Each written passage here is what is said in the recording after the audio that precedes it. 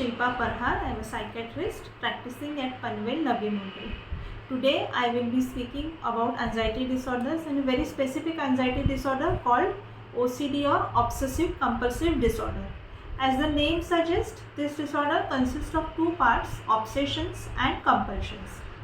Obsessions are repeated thought or images that are intrusive and the patient has them repeatedly.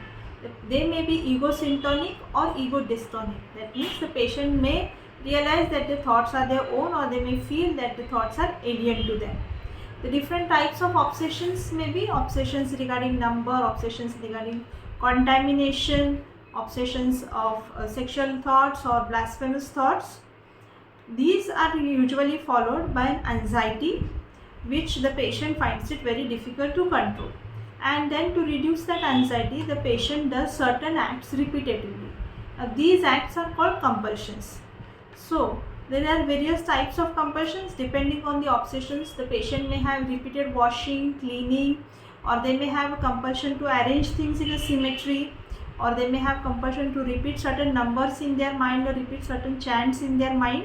So these are the different types of compulsions. Now, what is the cause of OCD? OCD is caused by a chemical disturbance in the brain which results in the dysregulation of the neural circuitry. It also has a genetic link. What can we do to treat OCD? The early diagnosis and early treatment is the key to a good recovery in these patients. So in treatment, there are several options available. There are certain medications that can be given to the patients to reduce anxiety and to reduce those thoughts.